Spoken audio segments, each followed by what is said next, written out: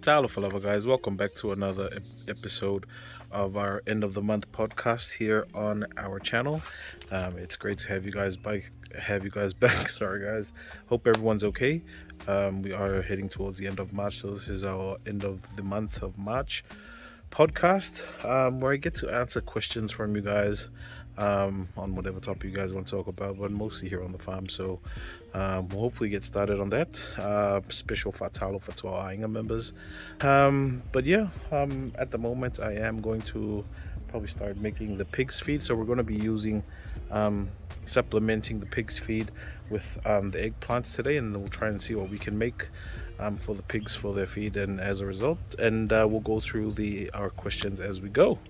So hope you guys enjoy today's podcast. Be sure to like, comment, subscribe, share our channel, guys.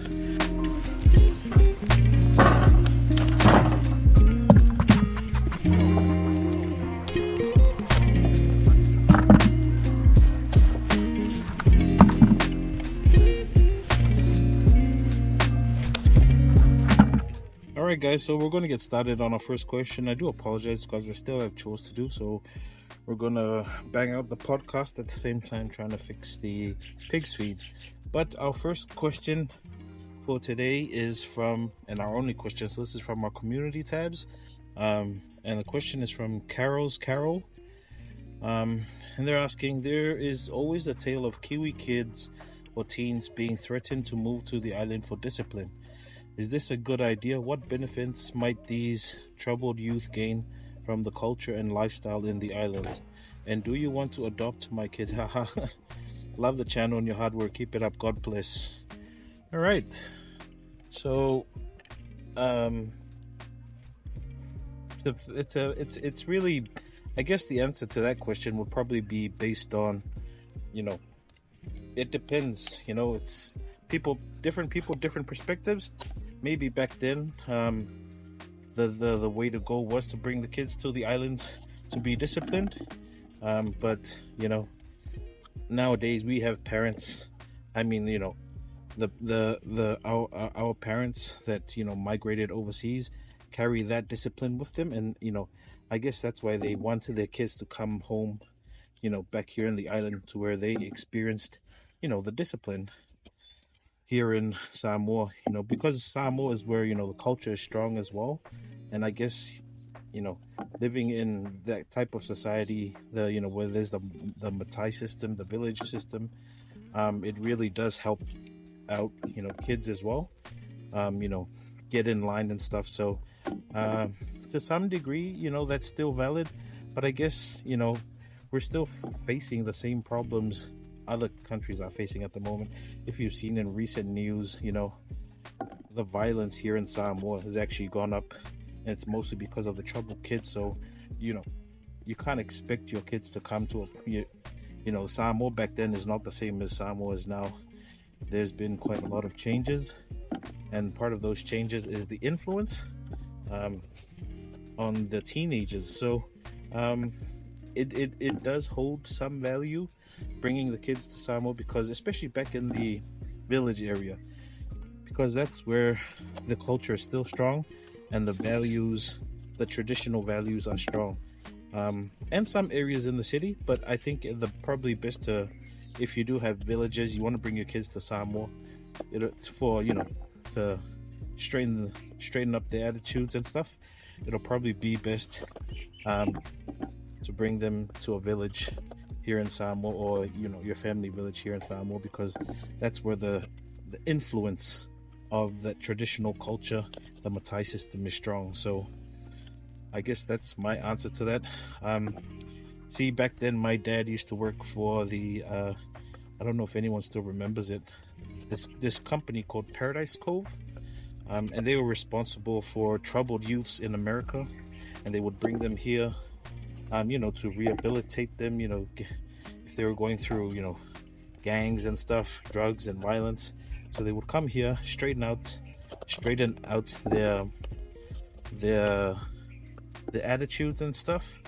And they were based in the village of, I think it was Aufanga or Vavau. I'm pretty sure it's Aufanga. No, it might be Vavau.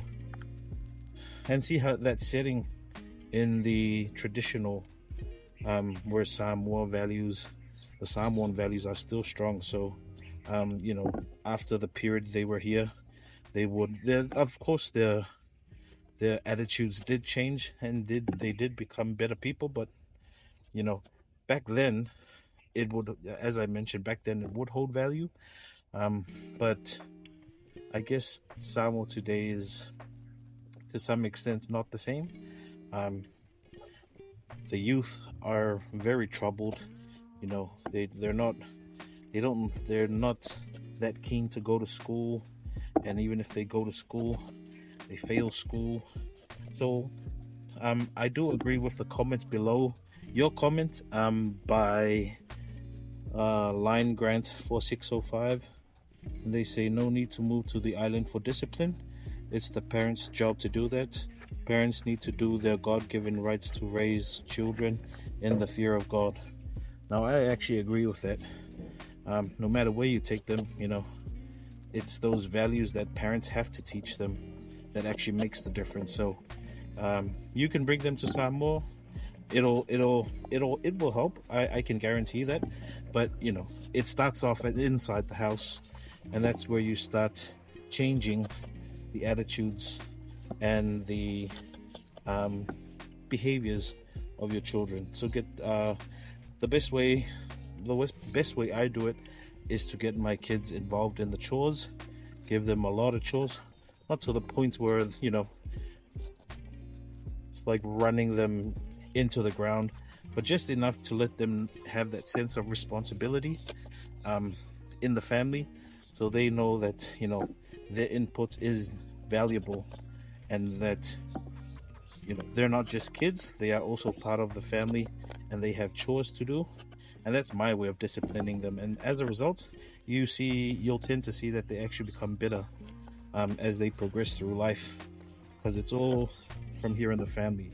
So I really agree with that comment that was below yours, which was it all starts from here in the family. So gather the kids when it's time for church in the evening, those family times. Make sure they're at the dinner table, no phones at the dinner table. Wake up early for school, after school the usual chores. What do you do after that? Just the usual stuff, and it instills a sense of responsibility. I hope I'm not mumbling too much, but I guess you get the sense of what I'm trying to get across is that you can bring them to Samoa, but I guess it's better off saving money. You can start from inside the house, inside your home, and provide them with that teaching and that discipline. So yeah, hope that helps your answer.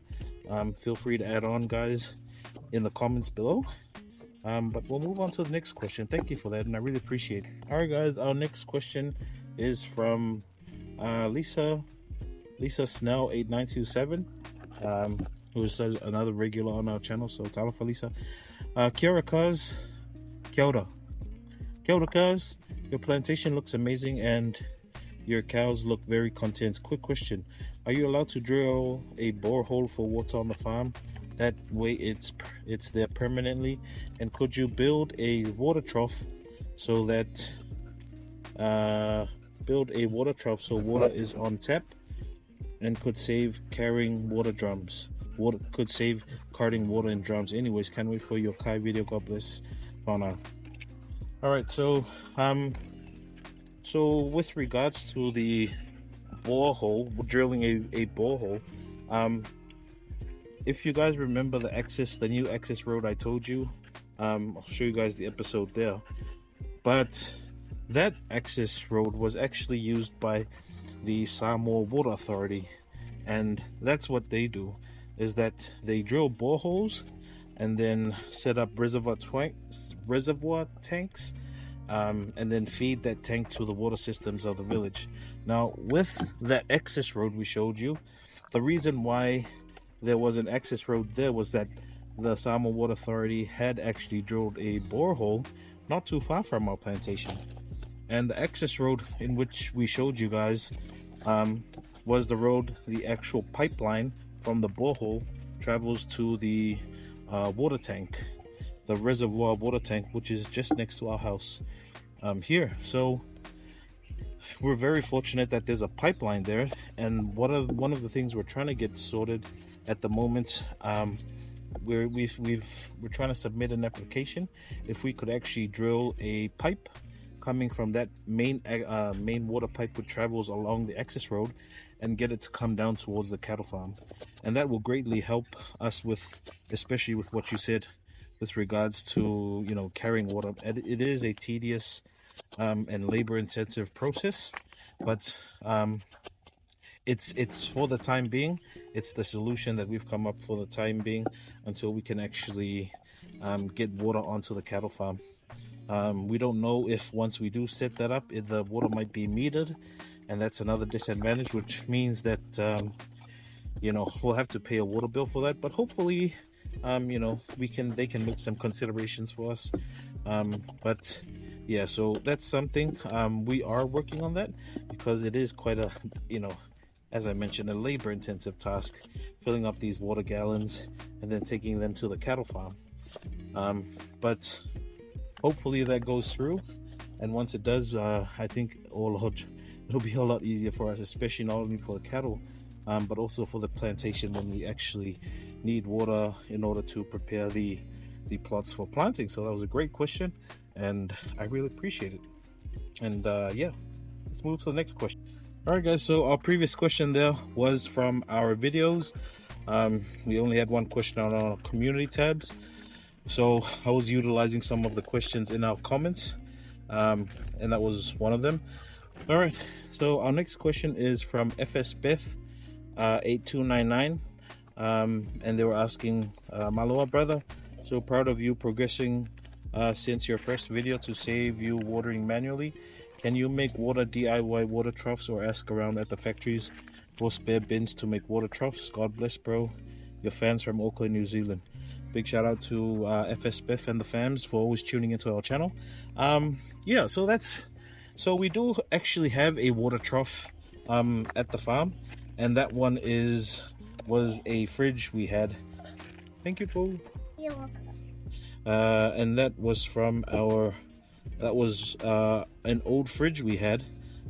So we actually took it to the cattle farm, and that's what we're using as a DIY water trough. Yeah, kaya.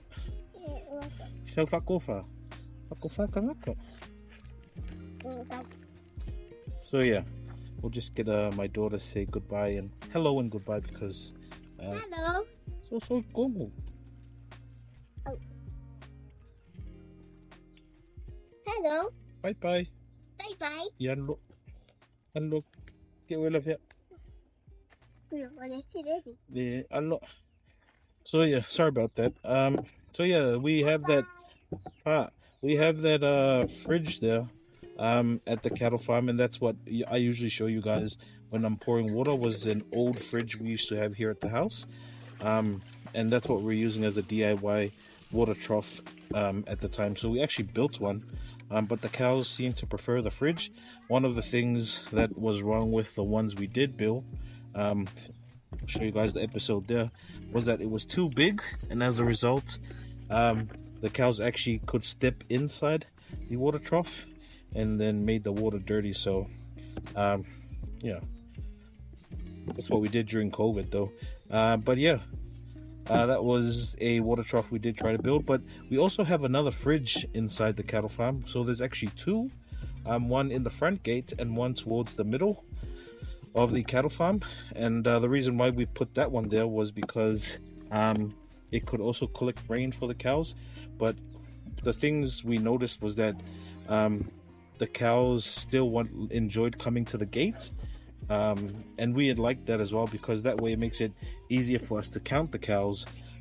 So when we actually pour the water, we can actually see how many cows are there, and if there's any cows missing. So that's also one of the main things that we've noticed over the years, was that this was one of, if we had any new cows, so we had new cows every now and then, but the problem was the cows were always quite shy, the new cows, and they would always stay far away from where humans were, where we were, when we'd come to the plantation. But using that, having that gate, having that water trough in front of the gate, um, allowed the cows to be more friendly, and come towards where we were. And then in the long run, it actually made them more friendlier, and more approachable. And as a result, now there's whenever we call them out, they'll always come. um, so that's one of the great things of having that water trough in front of the gate. We would like one thing, we're trying to build, we'd like to build at the moment, is a stockyard or stock. I don't know what the English word is, but it's called a skokia here in Samoa. Kind of sounds like the literal translation, and that's where it's that structure which actually funnels the cows so you can do them in a single file and get them to align properly. And you can do things such as their treatments for antibiotics, fix one of their hooves, or just inspect them. So that's something we're trying to do as we see the cattle farm growing. We would like to build that someday. It'll also make it easier for the vets to check on the cows when they come over. So that's something that's we're trying to do, and it's in the works at the moment. Hopefully, fingers crossed, we get that sorted. But yeah, that's one of the upcoming projects. And also another one of our upcoming projects is trying to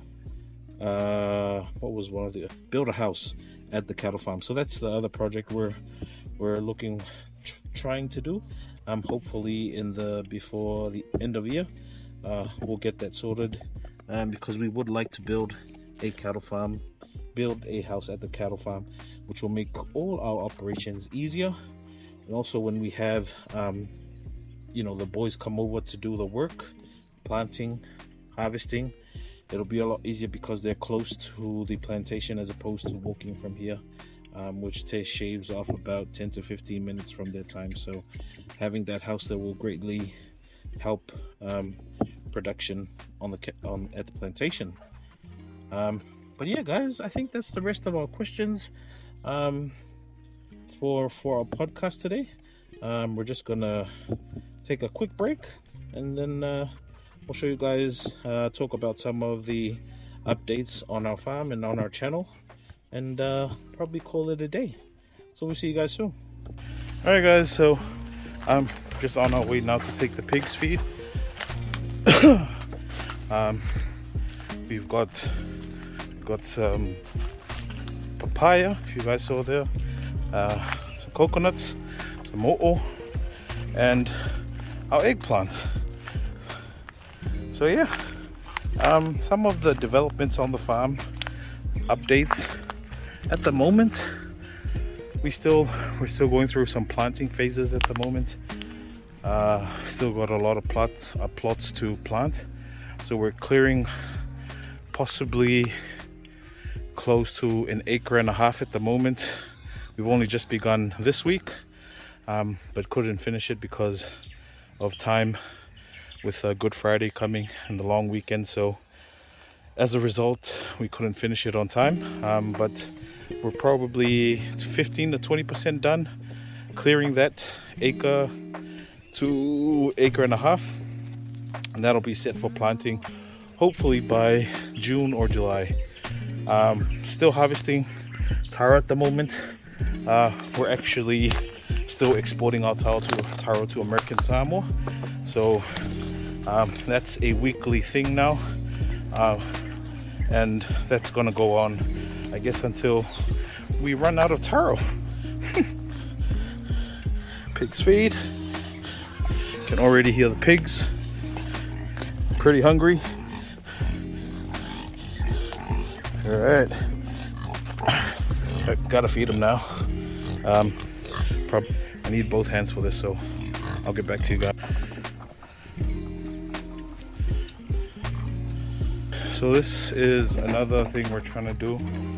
We're trying to cement the area for the pigs, so that they can eat on, but at the same time, just a bit of shelter for them when it rains and stuff.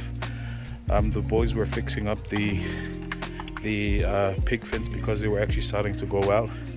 Luckily, we noticed early on that they were trying to go out, but the good thing is that they know that they can't find anywhere to eat, so they would always be here around this time. So that's why you can always count on them to be here during that time. But the hole was actually, if you guys can see it there, all the way down that side. And we've pushed up some rocks, add some more poles to it, and then did the fencing all over again. So yeah, that's another update. We're still trying on the pig farm. For the cattle farm, we're actually trying to get some more cows, only because we want to increase we want to have another variety of cows on our cattle farm. I am starting to notice some signs of inbreeding going on at the cattle farm, so the offsprings are becoming more stout and short, which the guys from the Ministry of Agriculture said is a sign of inbreeding. So we have to bring a new type, new variety, new breed of cattle. Need to introduce it into the cattle farm, and then that'll help fix that issue. So yeah,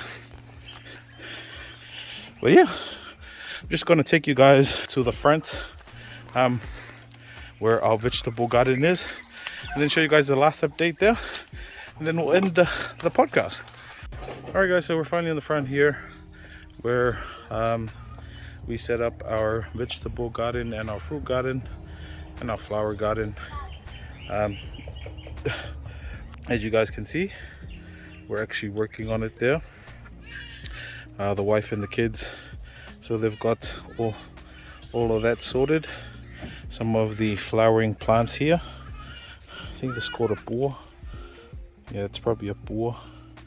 It's all boars there, and it's going to be mostly flowering and fruit gardens. But this plot here, which goes that way, is going to be my vegetable garden. If you guys can see here, I've been germinating pak choi. So it's not the greatest germination, but this is how I usually do it.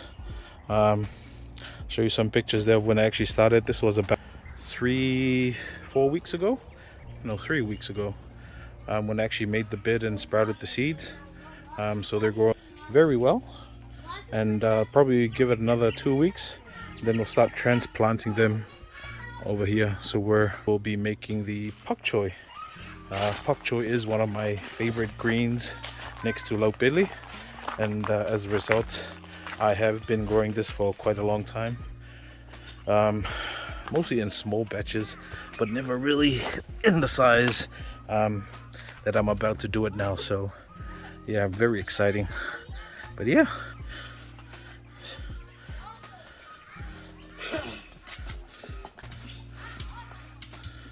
so this guy, see Ave there, is watering the plants there.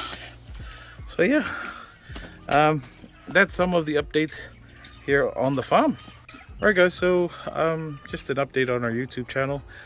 We've got some collaborations coming up soon. We'll let you know as we go. We've also got some interesting stuff coming up. Let's just call it that. With our videos and stuff, the growth has been phenomenal, and I really appreciate it, and I owe it all to you guys. There's been some not so nice comments, some and great comments from you guys, but you know, that's part of YouTube, is that you can't pray for rain and don't want mud. So mud comes with the rain, and you know, we've got some bad comments, but you know, it's mostly outdone by the great comments from you guys. So I really appreciate the support. Everyone here appreciate the support. The goal right now is to get to 10,000 subs before July. Now, can we do that? I think we can, you know, and at the rate we're going, I think we should definitely be doing it. I pray that the Lord will give me strength to push out great content for you guys, because it does become in effort sometimes, but I always enjoy making it because you guys enjoy watching it. So I really appreciate it. We're still, if you guys know anyone who can help me set up a website, an e-commerce website, that'd be really great. It's really hard trying to set it up in Samoa given the lack of e-commerce infrastructure here. Trying to set up things such as Stripe, PayPal, even when I set up websites using Wix and Shopify, it's always quite hard when it comes to the e-commerce and payment gateway because it's quite hard here in Samoa. Samoa's not listed in those countries that give us the option. So if you've got that intellect, let me know, and we can probably pay you guys to help me set up, because I really want to get my merch out to you guys, and that's the only thing that's stopping me at the moment. But so I've actually started printing some shirts, and hopefully that'll be available in about 2 weeks time, and now I'm actually going to try and ship it from Samoa. So we'll try that out first, and then once the website is up, you guys can directly use the website. So that's something in the works at the moment, and something I really want to get out. So you guys, if you guys want to help the channel, you can purchase the merch, and I'm also going to put up some great stuff on our website. So that's something that's coming up, and I really want to get out to you guys. But I guess that's it from me. As you guys can see, it is getting dark, and we have to fix dinner and then do the whainga local. So if you enjoyed today's podcast, guys, like, comment, subscribe, share our channel. I really appreciate it. And our whole family has really appreciated the effort that you guys put into helping our channel grow. So from the bottom of my heart, I just want to say thank you, and thank you again to all of those who have you guys been messaging me all week and have been reaching out to help me. I really appreciate it, guys, and may God bless you guys all. So that's it from me. We'll definitely catch you guys on our next episode. But until then, guys, God bless, take care, have a safe Easter, and we'll catch you guys soon.